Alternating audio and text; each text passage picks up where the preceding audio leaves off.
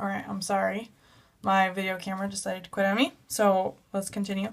So I said y, I don't have a y yet, equals m is 2, x, there's no x, so I just put x, plus 0. Now when I add 0 to anything, it doesn't do anything. So I can just write this as y equals 2x. So this is where the y equals mx comes in, is when the y-intercept is just 0. But instead of memorizing two equations, I'm just going to have you guys memorize y equals mx plus b. And if b is 0, you can just drop it. Okay? So there's one example. So this is the example where the y-intercept is 0. So if you come across that, you can just look back at this example. So again, you don't see this graph, but this is a y-intercept is not 0, and the slope is positive. Okay? So again, I have the point -2, 0, 0, 3. Go ahead and plot those, draw a line, pause. I'm going to keep going. So again, since I have them nicely written out, and it's a nice graph, I'm going to find my slope, which is m. It's going to equal rise, 1, 2, 3, over run, 1, 2. Okay. I can't reduce that fraction. I'm just going to leave it as a fraction.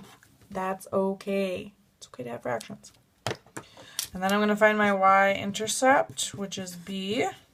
Okay, I'm just going to go up and down my y until I find that point. And conveniently, it's already labeled for me.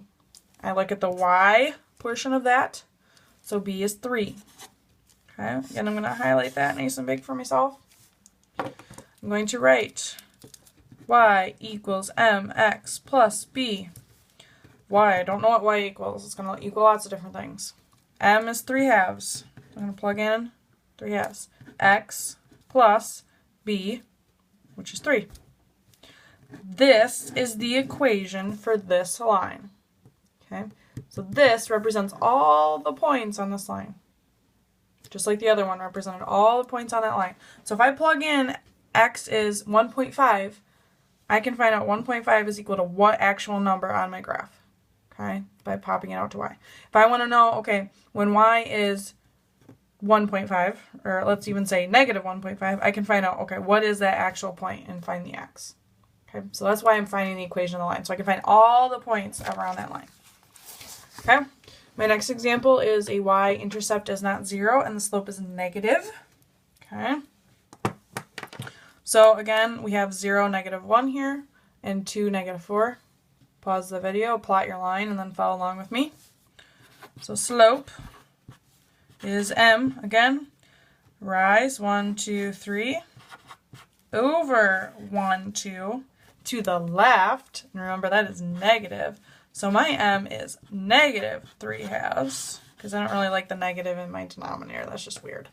Okay, and then my y-intercept, oops, I forgot to label that, intercept is b, which equals, again, I'm going to go here, oop, that's where it crosses, conveniently it's already labeled for me.